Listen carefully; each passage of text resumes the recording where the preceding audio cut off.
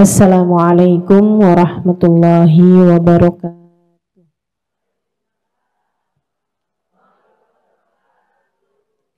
Alhamdulillah. Wassalatu wassalamu ala Rasulillah Muhammad ibn Abdullah wa ala alihi wa sahbihi wa man walah. Subhanaka la ilma lana illa ma 'allamtana. Innaka antal alimul hakim. Rabbi syrah li sadri wa yassir li amri wahlul 'uqdatan min lisani yafqahu qawli, amma ba'du. Kita sekarang masih dalam rangka bergembira, berbahagia atas bulan Rabi yang merupakan bulan lahirnya baginda kita Nabi besar Muhammad Sallallahu Alaihi Wasallam. Mudah-mudahan tidak terhalang dari semua keberkahannya, insyaAllah. Tidak terhalang dari semua keberkahan baginda kita Nabi besar Muhammad. Dan kalau ada yang saya ingin sampaikan, lebih kepada mari kembali memperbaharui niat. Mari kembali memperbaiki niat. Mari kembali baguskan niat. Mari kembali memperbaiki niat-niat kita. Kenapa gitu? Sebab seperti yang disampaikan baginda Nabi Muhammad, innamal a'malu binniyat. Segala perbuatan tuh sesuai dengan niatnya. Termasuk atau bahkan yang utamanya adalah niat hidupmu mau buat apa.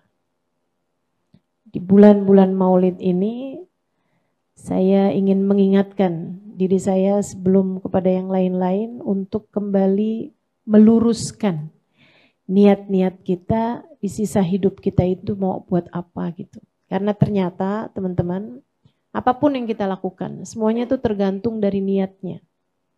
Dan juga ternyata bukan hanya kita yang dapat berkah atas niat baik kita.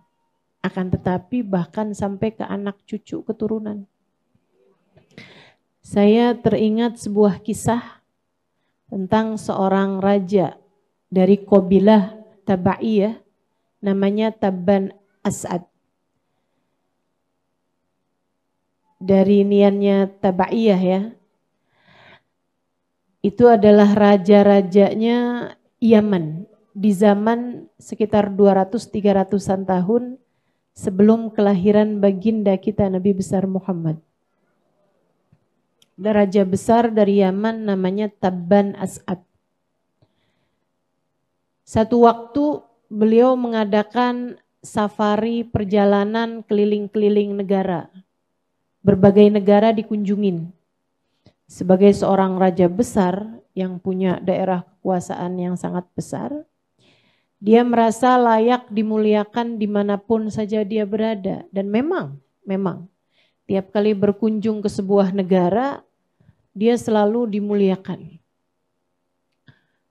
Disajikan jamuan-jamuan, disiapkan tempat-tempat tinggal, bahkan dibacakan puisi-puisi, pujian, bahkan disampaikan tari-tarian daerah setempat, lagu-lagu daerah setempat, kan seperti itu apabila raja-raja berkunjung. Kecuali ketika dia sampai di Mekah. Ketika dia sampai di Mekah, tidak ada sambutan, tidak ada jamuan, sehingga mereka harus mempersiapkan semuanya sendiri. Sebagai seorang raja yang sangat terkemuka, dia merasa tersinggung atas perlakuan orang Mekah ini. Dia pun coba cari tahu kepada ulama-ulama yang dia bawa. Jadi itu perjalanan dengan bawa sekitar 200-an rombongan. Di antara mereka ada panglima perang dan seterusnya, ada menteri-menterinya dia. Dan juga ada beberapa ulama-ulama yang mengikuti ajaran agama yang telah ada, baik ulama Yahudi maupun ulama Nasrani pada masa tersebut. Dia panggilin ulama-ulama ahli-ahli kitab ini, dia tanya kepada mereka, Di semua negara-negara saya sangat dihormati, dimuliakan. Kedatangan saya dielulukan. Kenapa di negeri ini saya tidak diperlakukan demikian? Ulama tersebut menjawab, para ulama itu menjawab, karena mereka punya sesuatu yang sangat dimuliakan, dengannya mereka tidak dapat memuliakan yang lain. Apa itu? Ka'bah. Rumah Tuhan dibangun di sini. Mereka merasa punya Ka'bah yang sangat mulia, siapapun harus memuliakan, dengannya mereka tidak memuliakan yang lain. Marah raja ini, kemudian niat dalam hatinya, akan saya hancurkan Ka'bah hingga rata dengan tanah. Di hati, tidak dia sampaikan niatnya tersebut. Tapi sejak dia berniat itu, dia tidur malam, bangun pagi harinya dia terkena sakit. Sakit yang sangat berat hingga membuat dia minta didatangkan dokter-dokter, tabib-tabib dari berbagai macam tempat. Termasuk juga tabib yang ada dia punya. Semuanya juga berusaha untuk mengobati dia, mencarikan obat untuk sakitnya dia ini, tapi enggak kunjung sembuh-sembuh juga. Berhari-hari. Sampai satu waktu, di antara tabib-tabib yang didatangkan, ada yang bilang begini, saya akan menyembuhkan sakit Tuan ini, Tuan Raja ini, tapi saya minta bicara 4 mata aja. Kebetulan enggak pakai kacamata. Baiklah kalau begitu. Dikeluarkan semua ajudan meskipun mereka khawatir kan. Tuh kalau udah berdua gitu kan mau diapa-apain bisa aja gitu. Apalagi lagi sakit kan. Takutnya ditaruhin sianida gitu. Di kopi. Tapi karena rajanya udah gak tahan sama sakitnya, diminta kepada ajudannya semuanya buat keluar. Pendamping, pengawal, asisten semua dikeluarin. Tinggallah mereka berdua. Tabib ini kemudian bilang sama Tuan Rajanya ini, Raja, sakitnya yang dialami Tuan Raja ini bukan sakit biasa. Ini adalah sakit hukuman dari Tuhan. Hukuman dari Allah atas niat yang Tuan Raja niatkan dalam hati Tuan. Saya nggak tahu itu apa, tapi silahkan Tuan bertaubat atas apa yang Tuhan niatkan, dengannya saya yakin Tuhan akan memaafkanmu. Rajanya langsung ingat dong sama niatannya untuk menghancurkan.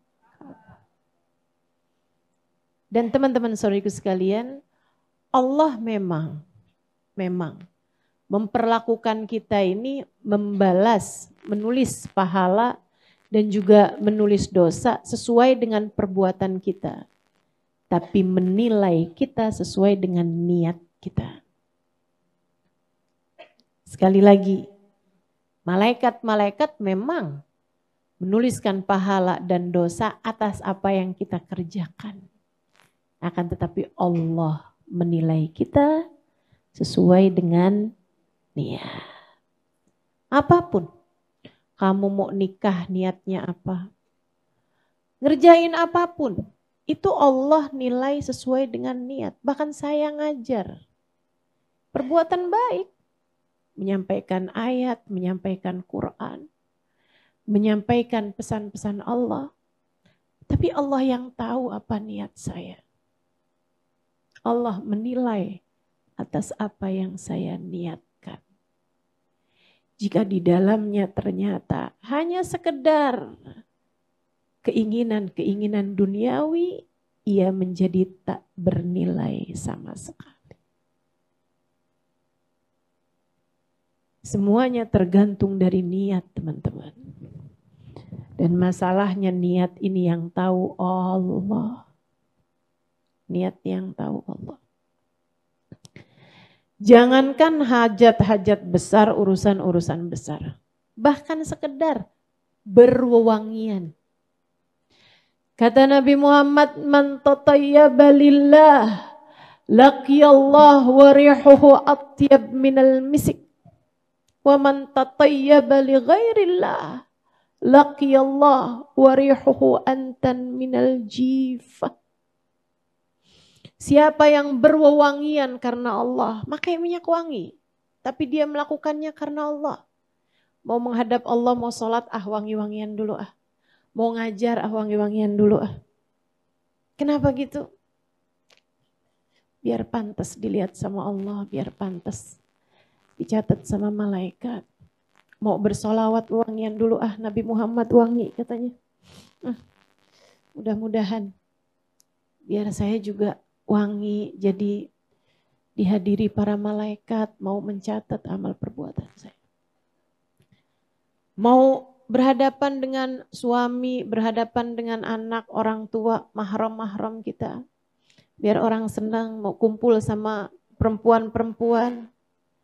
Biar mereka tidak terganggu dengan bau saya, dan biar orang senang, cium wangi kita, aroma kita, menyenangkan orang, kan juga ada pahalanya. Saya melakukannya karena Allah SWT. Laqiyallah wa rihuhu atyab minal misik. Dia nanti akan berjumpa dengan Allah, baunya lebih wangi daripada bau misik, bau kasturi. Wa man tatayyaba li ghairillah. Sama-sama pakai minyak wanginya. Tapi dia memakai minyak wangi li ghairillah, bukan karena Allah. Biar orang tahu kalau saya wangi, biar saya bisa disenengin sama atasan yang padahal laki-laki yang bukan mahram, biar orang seneng cium wangi saya, laki-laki tertarik pada saya, dan niatan-niatan yang lain-lainnya teman-teman. Sama-sama pakai minyak wanginya. Bisa jadi merek yang sama, bisa jadi produk yang sama. Tapi dia niat pakai minyak wanginya bukan karena Allah. Laqiyallah wa rihuhu antan minal jifah. Dia akan berjumpa dengan Allah, baunya lebih busuk daripada bau bangkai. Sama perbuatannya, tapi beda nilainya karena beda di niat. Beda di niat. Makanya nih, hati-hati sama niat hidup. Hati-hati mengerjain sesuatu, niatnya membuat apa. Hadir di majelis ini, sama-sama duduknya. Sama-sama duduknya. Tapi apakah sama nilaimu di sisi Allah? Salah satu bedanya adalah karena niat. Niat. Saudaraku sekalian yang saya muliakan, sang raja ini begitu dengar kayak begitu, dibilang astagfirullah, astagfirullah. Diminta ampun sama Allah. Diminta ampun pada Allah SWT. Dia bertaubat kepada Allah. Dia bilang sama tabib tersebut, saya memang punya niat. Dia cerita bahwa di berbagai macam negara dia disambut sedemikian rupa, tapi di Mekah ini dia tidak disambut sama sekali. Akhirnya dia berniat untuk menghancurkan Ka'bah, karena Ka'bah itulah penyebab orang-orang Mekah tidak bisa memuliakan dirinya. Dia ngerasa, oh ini penyakit nih berarti nih Ka'bah nih. Nanti nih orang Mekah nih gara-gara ada Ka'bah gak bisa muliain raja-raja yang lain, gak bisa muliain presiden, gak bisa muliain orang-orang terhormat dari berbagai macam negara. Bisa jadi penyebab Mekah nih akhirnya diperangin. Nah, mendingan daripada gitu Ka'bahnya aja dihancurkan kalau mau berpikir secara pembenaran-pembenaran. Tapi dari kejadian bahwa dia dikasih sakit, dia kemudian tahu bahwa niatnya tersebut adalah niat yang buruk, niat yang tidak diridhoi Allah Subhanahu wa taala. Dia pun segera bertaubat. Atas hal tersebut dia bahkan berniat, saya akan memberikan kiswah Ka'bah, akan memberi bajunya Ka'bah dengan kain sutra yang sangat indah. Dia inilah kabarnya orang pertama yang memberi kiswahnya Ka'bah. Tabban As'ad namanya. Saudara sekalian, begitu dia berniat, ganti niatnya. Gak ada yang dia lakukan. Akan tetapi dia merubah niatnya. Begitu dia merubah niatnya, Allah segera memberikan kesembuhan padanya. Betapa sangat ngaruhnya niat dalam kehidupan kita. Maka Bu, mau ngawinin anak, tuh niatnya mesti benar. Jangan cuma sekedar ngurangin beban keluarga. Jangan cuma sekedar mumpung ada yang lamar anak saya, alhamdulillah orang kaya. Jangan begitu niatnya. Kalau udah niatnya jelek tuh liatin aja nanti. Jelek semua. Kenapa gitu? Karena Allah menilai sekali lagi dari innamal a'malu binniyat kata Nabi, wa innamal likulli imri'in ma nawa. Setiap orang hanya akan diberi sesuai dengan niatnya. Kamu hanya akan diberi sesuai dengan niatmu. Saya hanya akan diberi sesuai dengan niat saya. Kita semua nih dikasih sama Allah tuh nilai apakah kita dicinta, apakah kita dimurka, apakah kita disayang, apakah kita dibenci, apakah kita diperhatikan, apakah kita dicuekin sama Allah Subhanahu wa taala. Semuanya tergantung dari niat-niatan yang ada di dalam hati kita. Kamu mau nyari apa dalam hidup? Ini yang harus kita pertanyakan. Hidupmu nih, sisa hidupmu nih. Yang entah sisa berapa tahun ini teman-teman. Bahkan mungkin ada di antara kita yang hidupnya sisa berapa bulan. Wallahu a'lam. Tapi yang pasti berapapun aja sisa umurmu yang tersisa, tanyakan kepada dirimu, kamu hidup untuk apa? Karena nilaimu sekali lagi hanya akan Allah berikan sesuai dengan niatanmu itu. Pastikan niatmu dalam hidup lillah wali rasulih, untuk Allah dan untuk kekasihnya baginda Nabi besar Muhammad. Teman-teman sekalian saya muliakan, akhirnya nih si Tabban As'ad ini memutuskan untuk udah sembuh, udah sehat, dia beri kiswahnya Ka'bah, ya. Dia kemudian melanjutkan perjalanan. Nah, mau pulang ke Yaman itu juga dia singgah di Yathrib. Kita tahu Yathrib ini adalah Madinah sekarang ini ya. Niyatuhu saluhat a'maluhu la mahala. Orang kalau niatnya bagus, pasti amal perbuatannya bakal bagus. Wa man sa'at niyatuhu sa'at a'maluhu la mahalah wa in kanat fi surutihi hasanah. Kata beliau, siapa yang jelek niatnya, bakalan jelek pula perbuatannya walaupun kelihatannya bagus. Jadi orang sedekah, tapi sedekahnya enggak lillah. Itu pasti bakalan jelek tuh sedekahnya. Lihatin aja. Pasti ada aja hal-hal yang tidak baik dalam sedekahnya tersebut karena niatnya tidak lillah. Makanya kalau ada sesuatu hal kok jadinya nggak bagus, saya tahu nih, ini ada yang nggak bagus nih di niat saya nih. Karena kalau lihatnya bagus pasti bagus dah.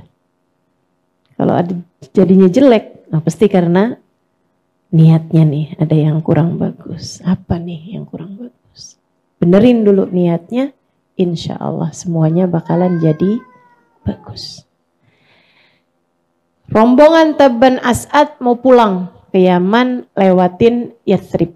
Mereka pun singgah di Yathrib beberapa hari, dan kalau Yathrib sebagaimana daerah-daerah yang lain disambut, dijamu gitu kan. Diberikan tempat yang layak gitu. Seneng. Rajanya seneng. Pasukannya semuanya senang. Sampai sesudah beberapa hari mereka tinggal di Yathrib, kemudian raja pun memutuskan buat pulang. Raja bilang besok kita pulang. Beberapa ulama besoknya mau pulang, malam harinya tuh dibilang, Tuan, kita besok gak ikutan pulang. Oh, kenapa gitu? Udah ketemu calon istri di sini apa gimana nih? Kok gak mau pada pulang? Saya dan beberapa orang lah disebutkan, beberapa belas orang gitu. Gak mau pulang. Oh, kenapa? Dan yang minta untuk tetap di situ tuh ulama-ulamanya. Orang-orang ahli kitab yang bisa baca gitu. Di zaman itu orang bisa baca itu langka sekali. Dan orang yang ulama ya, menyembah Allah Subhanahu wa taala, mengikuti ajaran nabi-nabi yang sebelumnya. Kenapa kalian gak ikutan pulang? Kita berangkat bersama, mestinya kita pulang bersama. Saya gak akan izinkan kecuali kalian memberi alasan yang masuk di akal saya dan bisa saya terima. Para ulama tersebut menjawab, Tuan, di negeri ini kalau kami baca-baca dari kitab-kitab yang terdahulu, kami baca-baca, akan jadi tempat hijrahnya Nabi akhir zaman. Yathrib ini akan jadi tempat hijrahnya Nabi akhir zaman. Kami kepengen tinggal di sini biar nanti ketika Nabi akhir zaman itu hijrah kemari, anak cucu kami yang akan menyambutnya. Niat. Niat. Itu tadi yang saya bilang ya. Niat itu, niat baik tuh, ngasih manfaat bukan hanya ke diri sendiri teman-teman. Tapi juga ke anak cucu. Makanya kalau ke teman-teman liatin ya sampai dengan sekarang. Anaknya ulama tuh ya soleh-solehah gitu. Anaknya ulama, anaknya aulia. Itu biar kata misalnya gitu ya, ibadahnya kurang-kurang. Pasti ketambel sama hal-hal yang lain. Hatinya baik-baik, gitu kan? Kenapa bisa begitu? Niat baik orang-orang tuanya. Niat baik orang-orang tuanya. Wah, pantesan ya Ustazah, saya kok susah jadi baiknya nih karena bapak saya bukan ulama. Kakek saya bukan aulia. Nah, kalau kamu ngerasanya kayak begitu, kamu harus jadi baik biar anak cucumu nanti merasakan nikmatnya jadi cucunya orang soleh. Biar anak-anakmu ke bawah ngerasain nikmatnya jadi cucunya orang-orang yang punya niat-niat yang bagus. Sebab yang namanya niat tuh ngaruh banget teman-teman. Itu sebabnya kenapa orang Madinah gampang banget diajakin Islamnya. Itu karena kakek-kakeknya tuh. Kakeknya 200 tahun, 300 tahun sebelum terutusnya baginda Nabi besar Muhammad sudah punya niatan baik bahwa tempat ini akan jadi tempat hijrahnya Nabi akhir zaman. Kami ingin, kami berharap, kami berniat, kami akan tinggal di sini agar nanti ketika nabinya datang kemari, anak cucu kami yang akan menyambutnya. Kata rajanya, alasan kalian dapat saya terima. Saya izinkan kalian gak ikutan pulang barengan sama saya. Dan saya akan kirimkan bantuan-bantuan pada kalian biar kalian bisa hidup mapan di sini sebagai ulama-ulama saya. Baik hatinya rajanya. Dia malah kemudian bikin surat. Besok paginya ketika dia pulang dia titipkan suratnya kepada pimpinan ulama yang tadi malam menghadap sama dia itu. Isi suratnya, min Malik Yaman Tabban As'ad, dari Raja Yaman Tabban As'ad, ila Nabi akhir zaman, kepada Nabi akhir zaman. Dia bilang, saya tidak berjumpa denganmu sebab saya tak hidup bersama denganmu. Namun andai, niat nih sekali lagi nih,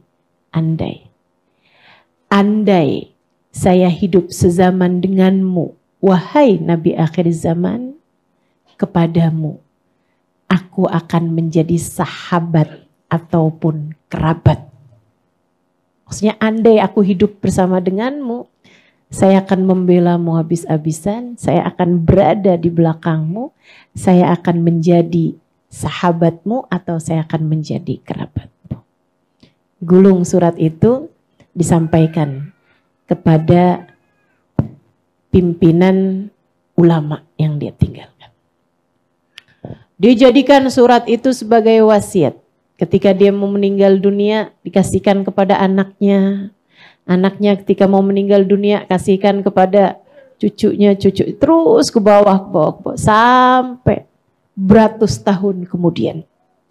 Saat Nabi Muhammad datang hijrah bersama dengan Sayyidina Abu Bakr Siddiq alaihi ridwanullah.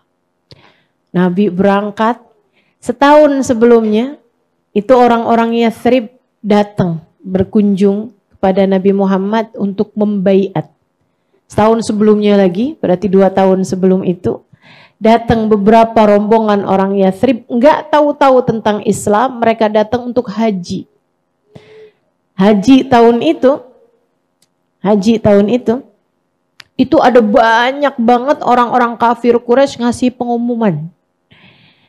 Hati-hati sama seseorang bernama Muhammad, dia tukang sihir paling hebat. Kalian kalau tawaf, jangan sampai kedengeran mantra-mantranya. Saya sarankan sumbat aja telinganya. Sehingga sekitar 17 orang. Mereka sampai-sampai dari ketakutannya terhadap pengumuman-pengumumannya kafir Quraisy ini ya, pemuka-pemuka Quraisy, sampai benar-benar ganjelin telinga mereka pakai kapas, pakai kain gitu. Sampai ketika mereka berangkat tawaf, tapi subhanallah ya, memang dari sini nih saya tidak takut terhadap pembulian ataupun fitnahan. Kenapa gitu? Justru itu adalah sarana buat promosi sebenarnya. Karena Nabi Muhammad ketika dibegitukan, orang malah tambah penasaran, mana sih yang namanya Muhammad? Malah jadi tambah pengen tahu gitu. Sampai ketika Nabi Muhammad datang, nah ini kan dalam pikiran mereka kan, tukang sihir paling hebat, mantranya paling kuat gitu kan. Orang ngebayangin tukang sihir pasti jelek, nyeremin. Betul gak? Sampai ketika Nabi Muhammad masuk buat tawaf. Nabi ketika masuk buat tawaf teman-teman, seorang di antara mereka, orang kafir Quraisy, Muhammad, hati-hati. Mereka kan ngelirik kan. Oh, cakep gitu ya. Man ra'ahu badihatan habah. Dalam Maulid Ad-Dibai disampaikan. Orang tuh kok pertama kali lihat Nabi Muhammad langsung karismanya Nabi itu membuat mereka terkesima gitu. Cahayanya Nabi Muhammad membuat mereka menundukkan kepala. Mereka tahu man ra'ahu alima annahu laisa biwajhin kadzab. Siapapun lihat Nabi Muhammad tahu bahwa wajah yang seperti ini bukanlah wajah pembohong. Ini si orang penuh rahmat, penuh cinta, penuh kasih sayang. Jadi itu mereka mulai lirik-lirik Nabi Muhammad, lirik-lirik Nabi Muhammad. Nabi kemudian membacakan ayat-ayat firman-firman Allah. Mereka mulai melepaskan sumbatan-sumbatan telinga mereka. Dan mereka orang-orang yang belajar. Mereka orang-orang yang ngerti. Ketika dengar ayat-ayat tersebut, taulah mereka bahwa itu bukanlah mantra, melainkan wahyu. Kenapa gitu? Sebab orang Madinah, orang Yathrib itu tinggal banyak di antara orang-orang Yahudi. Mereka biasa dengarkan Taurat.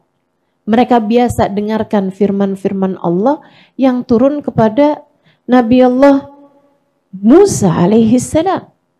Saudara sekalian yang saya muliakan, sehingga akhirnya Mereka berdiskusi. Kamu dengar gak tadi? Kamu dengar gak tadi? Pas udah nyampe ke tenda-tenda mereka. Dia bilang, iya dengar. Ya ampun. Akhirnya Nabi yang ditunggu-tunggu sama orang Yahudi.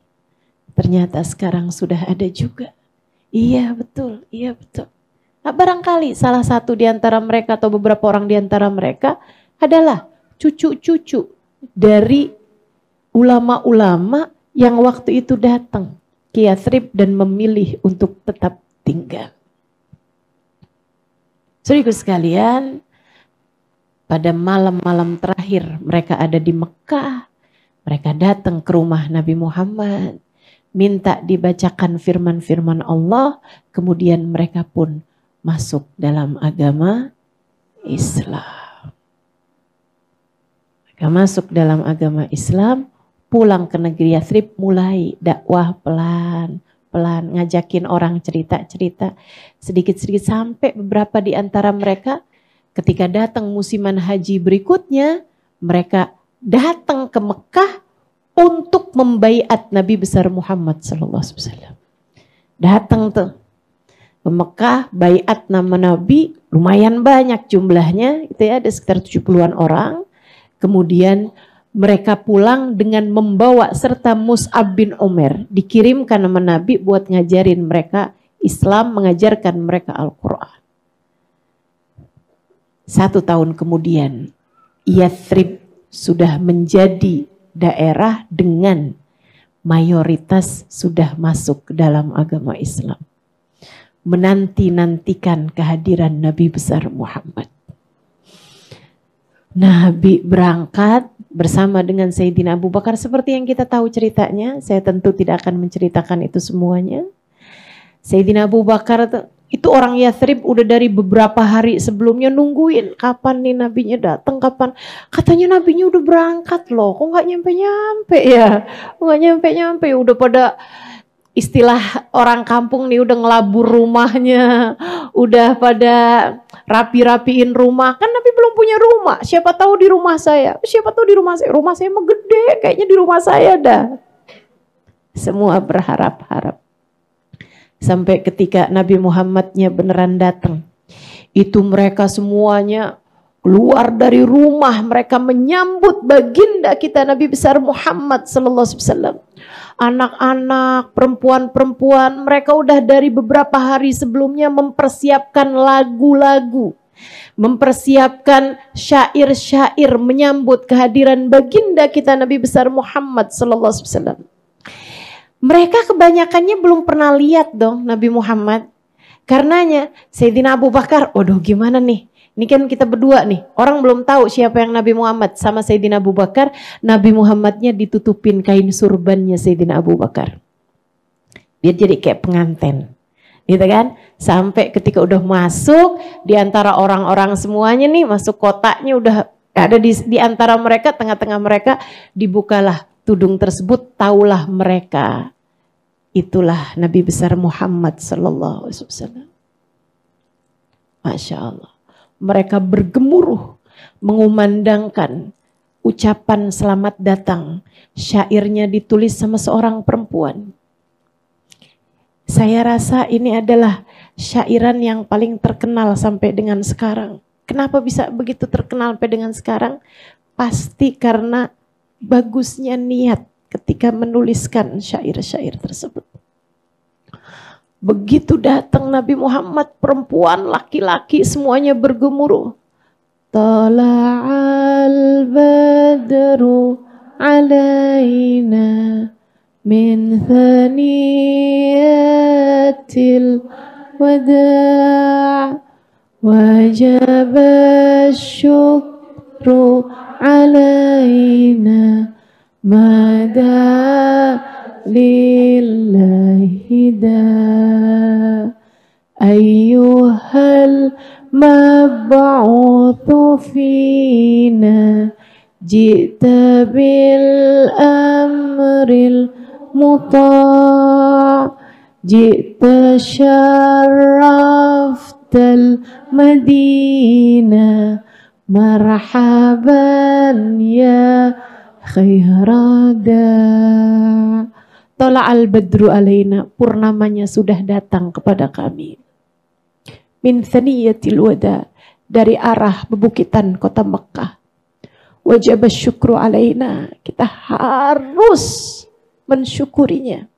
Mada alillahi da, sebab dia akan mengajak kita ke jalan Allah.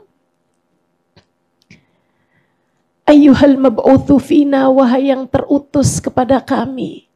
Ji'ta bil amril muta', engkau datang membawa syariat yang siap akan kami patuhi. Niat lagi tuh. Nabinya baru datang, tapi kami akan siap taat kepadamu, wahai Rasulullah. Kami berniat taat padamu. Ji'ta syarraftal Madinah, engkau datang memuliakan kota kami ini. Dari situ tuh awal mula disebut Yathrib dengan nama Madinah.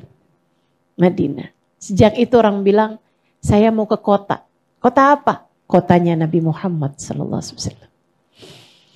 Ji'ta syarraftal Madinah, marhaban ya khairada. Selamat datang wahai seindah-indah penyeru kepada kebaikan.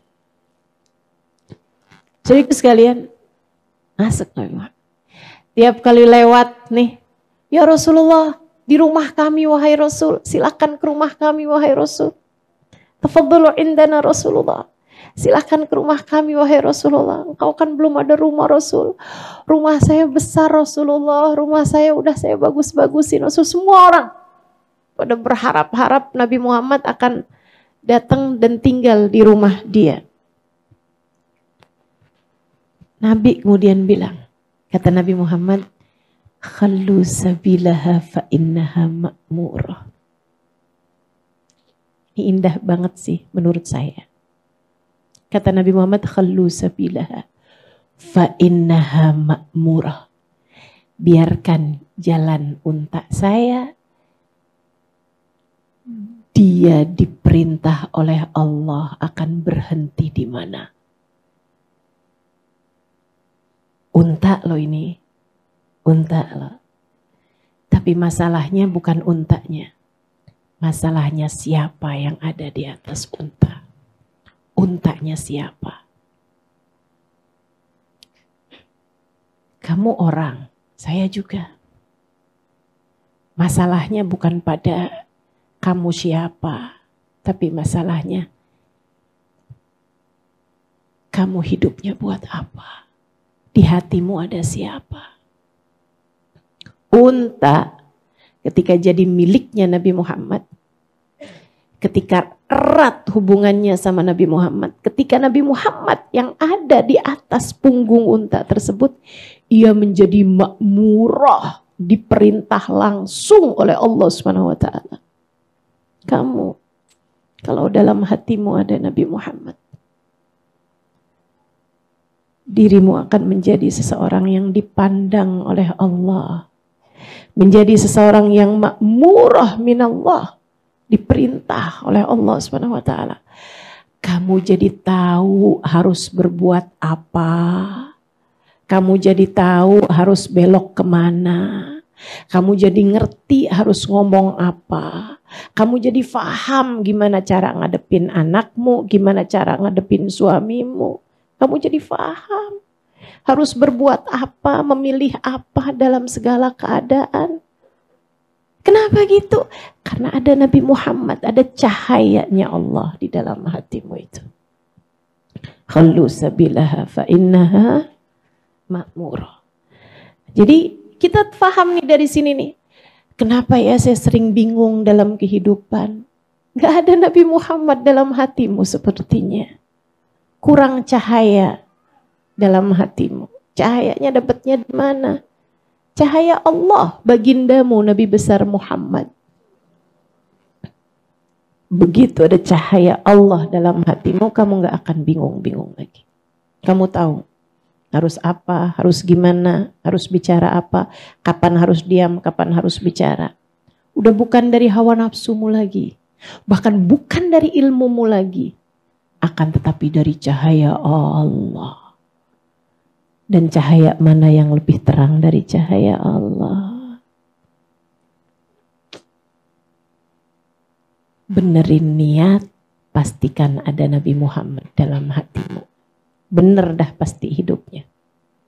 Dah pasti bener hidupnya.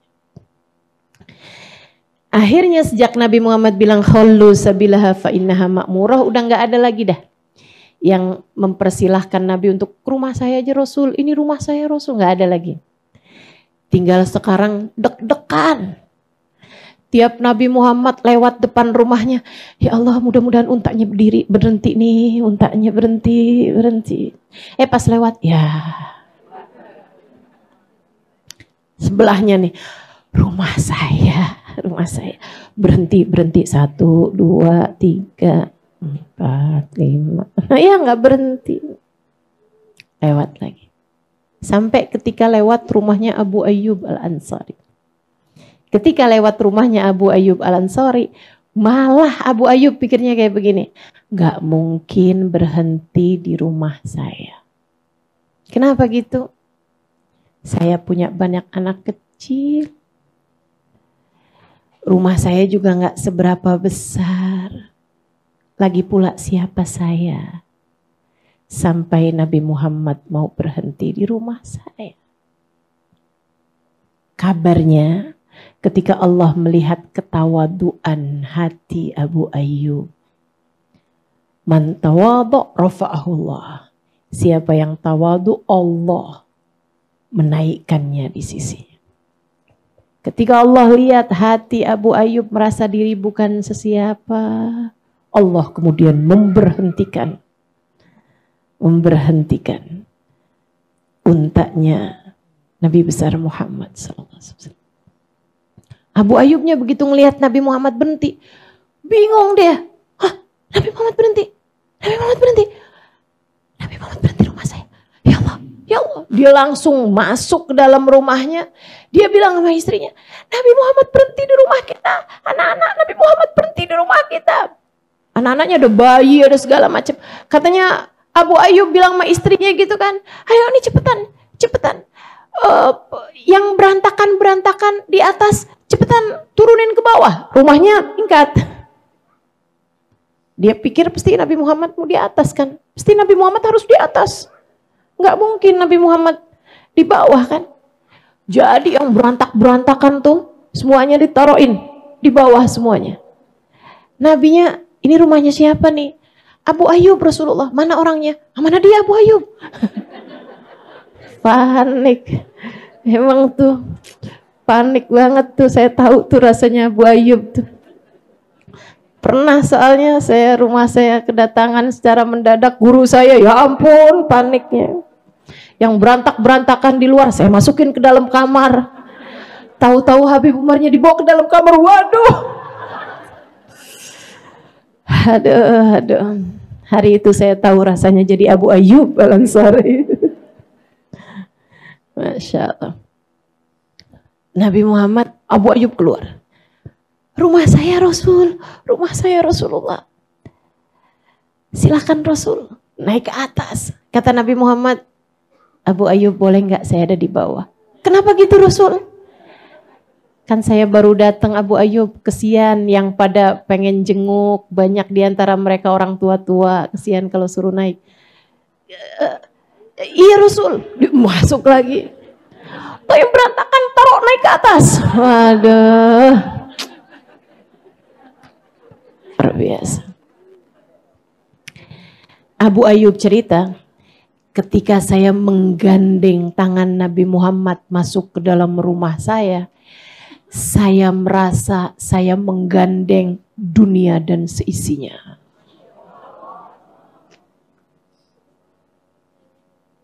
Masya Allah. Bawa tuh Nabi Muhammad. Persilahkan bawa masuk dalam kamar. Nabi Muhammad tinggal di sana tahu berapa lama? 6 bulan. 6 bulan tinggal di rumah Abu Ayyub. Pertamanya Abu Ayyub di atas kan. Itu Abu Ayyub anaknya kan masih kecil-kecil. Meeting dulu hari pertama. Di bawah kita Nabi Muhammad, nak. Jangan ada yang suaranya keras. Jangan ada yang numpahin apa-apa. Kalau jalan hati-hati dan kalau jalan di pinggiran aja. Jangan sampai kalian jalan di bawah kalian Nabi Muhammad, nanti kamu gak sopan. Jangan sampai kita menghalangkan wahyu ketika mau turun kepada Nabi Muhammad. Kata Abu Ayyub, sepanjang Nabi Muhammad tinggal di bawah rumah kami, saya gak tidur kecuali kalau ketiduran. Nah begitu, tiap kali mau tidur saya ngebayangin, ya ampun nih jangan-jangan wahyu mau turun ke halangan saya nih. Nih kok nyangkut wahyunya nih gara-gara saya nih. Ya ampun nih orang kayak saya nih mesti gak bener kayak begini nih. Ada di bawah saya Nabi Muhammad, ya Allah, ya Allah, ya Allah. Dia bilang terus begitu sampai beberapa hari kemudian. Sesudah orang-orang udah berhenti jengukin Nabi kan, udah semuanya udah pada jengukin Nabi gitu. Orang-orang Madinah udah pada sowan sama Nabi semuanya.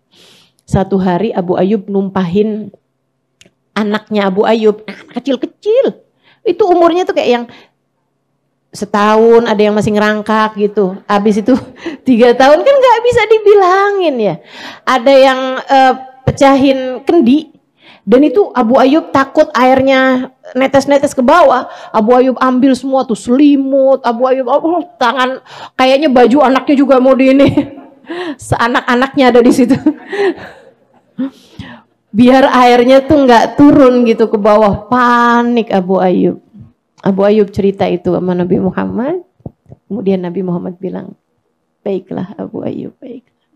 Kita pindahan yuk, kita pindahan. Nabi pindah ke atas, Abu Ayyubnya turun ke bawah bersama seluruh keluarga. Selama Nabi Muhammad tinggal di rumah Abu Ayyub tuh makanan sekeluarga dijadikan di satu nampan. Pertama kali Nabi Muhammad makan di rumah Abu Ayyub, heran, disuguhin satu nampan makanan. Kata Nabi Muhammad, Abu Ayyub, saya tidak makan sebanyak ini. Nampan besar. Kata Abu Ayyub, bala ya Rasulullah, tentu wahai Rasul, ini adalah makanan kami sekeluarga. Lah terus kenapa disuguhin ke saya semua Abu Ayyub? Silahkan kau makan sesukamu wahai Rasul. Izinkan kami selalu memakan dari makanan sisamu wahai Rasulullah. Siapa yang bilang nyari berkah itu adalah sesuatu yang bid'ah? Itu orang kalau ngomong kayak begitu tuh, sekolahnya nggak tamat.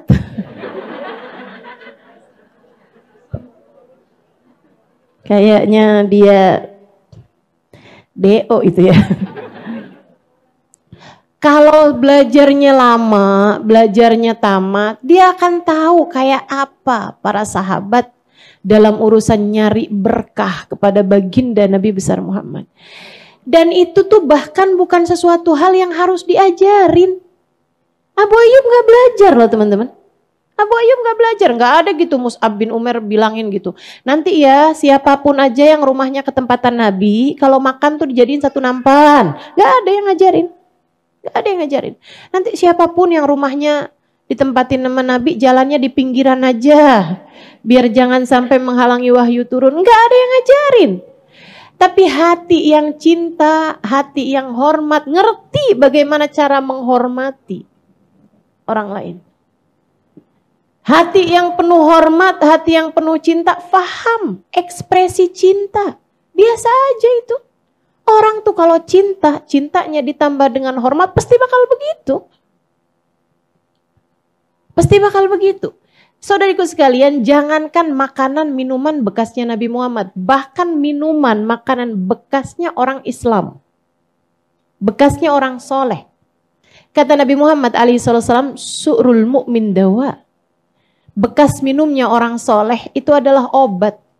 Saya ingat zaman saya nyantri di Sarang, Pondok Pesantren Al-Anwar. Saya ingat dulu, saya satu-satunya syarifah di pesantren tersebut. Saya satu-satunya syarifah yang ada di pesantren tersebut. Tapi sejak saya dengar, jadi saya dikasih banyak kelonggaran, termasuk diantaranya adalah untuk masuk ke rumahnya Mbah Mun, ke rumah dalam, kapanpun saya mau. Di saat santri-santri nggak bisa gitu. Jadi saya kalau ngantri, kepanjangan ngantrinya nih, saya masuk aja ke kamar tamu gitu, untuk pakai kamar mandinya tamu. memang diperkenankan oleh Kiai Haji Maimun Zubair dan oleh Bu Nyai dan semuanya gitu ya. Pokoknya Syarifah kalau kamar mandi kesini aja, nggak usah ngantri kayak teman-teman yang lain. Syarifah kalau ada pengen makan apa, Syarifah masuk aja. Syarifah pokoknya gitu kan. Jadi sekalian saya muliakan, dan yang sering saya lakukan adalah sesudah saya baca hadis Su'rul Mu'min Dawa, bekas minumnya orang mukmin adalah obat. Saya sering banget kalau habis ada tamu yang di situ ditemuin sama Mbah Mun gitu, deh, udah Mbah Munnya masuk, tamunya pulang, saya buruan tuh masuk ke situ, buat minum bekas minumnya tamu-tamunya Mbah Mun.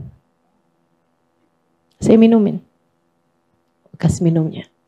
Apalagi bekas minumnya Mbah Mun, bekas minumnya tamu-tamu yang lain-lain juga saya minum. Bismillah, semuanya balik sama niat.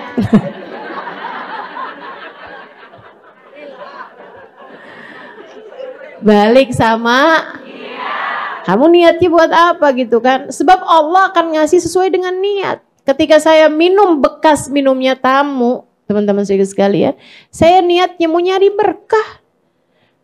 Yang katanya Nabi Muhammad, dawa min kulli da. Bekas minumnya orang mukmin tuh obat dari berbagai macam penyakit. Jadi saya minumnya niat, ya Allah ilangin kesombongan, ya Allah ilangin ujub, ya Allah ilangin nih semua penyakit-penyakit hati, ya Allah bismillahirrahmanirrahim. Saya minum. Kembung-kembung dah. Tamunya banyak ya kan. Insya Allah. Saudaraku sekalian saya muliakan, tuh Abu Ayyub Al-Ansari. Nah, nanti tuh habis makanan bekas makannya Nabi Muhammad dibawa naik sama Abu Ayyub, keluarganya semua ngumpul kan. Itu mereka lagi baca doa mau makan tuh, itu matanya udah panjang, bukan nyari dagingnya yang paling gede yang mana, bukan. Tapi nyari di mana nih bekas tangannya Nabi Muhammad. Gitu habis selesai baca doa bismillahirrahmanirrahim, waduh langsung rebutan sama bekas tangannya Nabi Muhammad. Yang saya mau ceritakan, di hari pertama Nabi Muhammad sampai di rumah Abu Ayyub malam, ketika semua tamu-tamu sudah pulang, Nabi Muhammad sudah sendirian, Abu Ayyub datang membawa sebuah surat. Wahai Rasulullah, ini adalah surat yang dititipkan oleh ayah saya. Ayah saya mendapatinya dari kakeknya, dari ayahnya. Ayahnya mendapatinya dari ayahnya, dari ayahnya, dari. Surat ini dititipkan kepada kakek kami yang pertama, tinggal di kota Yathrib. Surat ini berasal dari Raja Yaman, Raja Tabban As'ad, yang dititipkan kepada kakek kami. Ketika kakek kami memutuskan untuk tinggal di negeri ini, tidak mau pulang karena menunggumu wahai Rasulullah. Berharap anak cucunya yang menjadi orang-orang yang menyambutmu ketika datang ke tempat ini, dan saya adalah cucunya. Abu Ayyub, cucunya si pimpinan ulama itu. Rumahnya jadi tempat tinggalnya Nabi. Beliau memberikan surat tersebut. Nabi membacanya. Kemudian Nabi Muhammad mengatakan, innahu min ahad rufaqai fil jannah. Sesungguhnya raja ini dan juga kakekmu ini yang nitip ini adalah salah satu dari kawan-kawanku kelak di surga. Dia nggak ketemu sama Nabi Muhammad. Dia nggak ketemu sama Nabi Muhammad. Kenapa kok bisa tuh? Jadi salah satu kawannya Nabi. Nggak ketemu dan bukan umat bahkan. Bukan umat bahkan. Karena kan yang jadi umat kan sesudah Nabi Muhammad kan jadi umatnya. Ini bukan umat loh. Tapi bisa barengan kata Nabi Muhammad, dia akan menjadi salah satu dari kawanku di surga. Kenapa gitu? Niat. Andai aku hidup sezaman denganmu wahai Nabi Muhammad, aku akan memastikan bahwa diriku akan menjadi kerabat atau sahabat. Kan begitu bilangnya. Subhanallah. Yuk benerin niat. Benerin niat.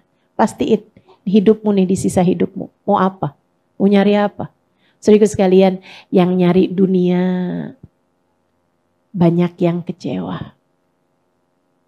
Yang nyari dunia nih, udah banyak banget yang nyari dunia. Ujungnya apa? Ujungnya banyak kecewa, banyak susah, banyak menderita, banyak yang nyesel. Baru dunia sebelum akhirat. Kayak apa nyeselnya di akhirat? Ternyata dunia yang mereka usahakan gak jadi apa-apa. Yang nyari jabatan, banyak yang nyesel. Ya kan begitu? Dunia maupun akhirat. Makanya nih yang mesti diperbaiki nih niatnya nih, niatmu. Kalau Allah kemudian menempatkanmu pada sebuah jabatan, niatmu hati-hati, niatmu. Yang nyari cinta manusia, yang nyari popularitas, kita tahu apakah mereka akan berujung bahagia atau tidak. Kebanyakannya kecewa, teman-teman saya sekalian.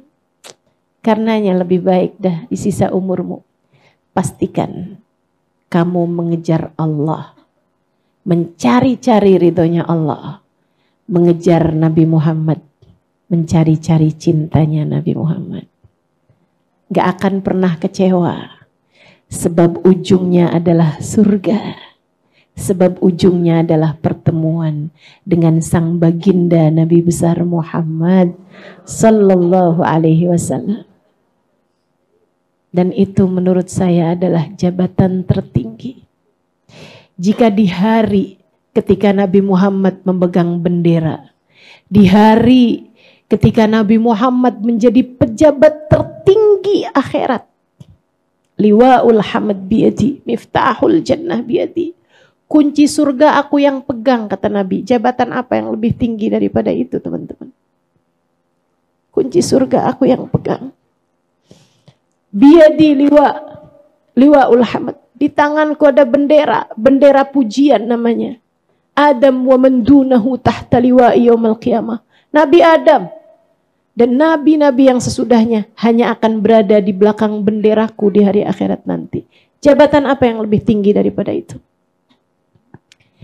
Jika di hari itu kamu ada dalam rombongan, jika di hari itu kamu bahkan ada di soft-soft terdepan, bukankah itu adalah jabatan tertinggi yang Allah dapat berikan kepadamu? Sesusah apapun kamu di dunia, sesedih apapun hidupmu di dunia, jika ujungnya adalah berada di barisan terdepan dalam rombongan Nabi Muhammad, semuanya pantas untuk kamu lakukan. Itu harga yang worth it, teman-teman saya sekalian. Itu adalah harga yang pantas untuk kamu bayar. Gak ada artinya kesedihanmu di dunia, kesusahanmu di dunia, pengorbananmu di dunia, perjuanganmu di dunia, jika ujungnya adalah kamu dapat melihat senyum indahnya Nabi besar Muhammad. Maka sisa hidupmu kejarlah Nabi Muhammad. Niatkan apapun yang kamu lakukan, niatkan apapun yang kamu lakukan buat bagindamu Nabi besar Muhammad, buat Allah subhanahu wa ta'ala, buat Islam, buat Islam. Rabbana zalamna anfusana wa illam taghfir lana wa tarhamna lanakunanna minal khasirin. Rabbana atina fid dunya hasanah fil akhirati hasanah wa qina adzabannar bifadli subhana rabbika rabbil izzati amma yasifun wa salamun alal mursalin walhamdulillahi rabbil alamin. Wa ila hadratin Nabi Muhammad sallallahu alaihi wasallam. Al-Fatihah. Alhamdulillahirabbil alamin. Iyyaka na'budu wa iyyaka nasta'in. Ihdinas siratal mustaqim. Siratal ladzina an'amta 'alaihim ghairil maghdubi 'alaihim waladdallin. Amin. Allahumma bihaqqil Fatihah, birmatil Fatihah, barakatil Fatihah, taftah lana abwabal khair, tu'amilana mu'amalata ahlal khair, takfina min jamil fitan wal mihan bu uswa dhair, innaka wali kulli khair, mutafaddil bi kulli khair bi rahmatika ya arhamar rahimin. Allahumma aslih lana niyatana, Allahumma aslih lana niyatana wa aslih biha a'malana birahmatika ya arhamar rahimin. Allahumma inna nas'aluka ziyadatan fid din, barakatan fil umur, wa sihhatan fil jasad, wa sa'atan fil rizki, wa taubatan qabla al maut, taubatan qablal maut, taubatan qablal maut, syahadatan 'indal maut, wa maghfiratan ba'dal maut, wa afwan indal hisab, wa amanan minal 'adzab, wa nasiban minal jannah, warzuqna an-nadhar ila wajhikal karim, warzuqna murafaqatan bin nabi sallallahu alaihi wasallam. Allahumma rzuqna hubbaka wa hubba man yuhibbuka wa hubba kulla amalin yugarribuna ila hubbika waj'al hubbaka wa hubba nabiyyika ahabba ilaina mimma siwakuma. Allahumma rabbana atina fid dunya hasanah fil akhirati hasanah wa qina adzaban nar bi fadli subhana rabbika rabbil izzati amma yasifun wa salamun alal mursalin walhamdulillahi rabbil alamin. Mudah-mudahan bermanfaat. Kurang lebihnya mohon maaf. Billahi taufiq wal hidayah wal afu minkum. Wassalamualaikum warahmatullahi wabarakatuh.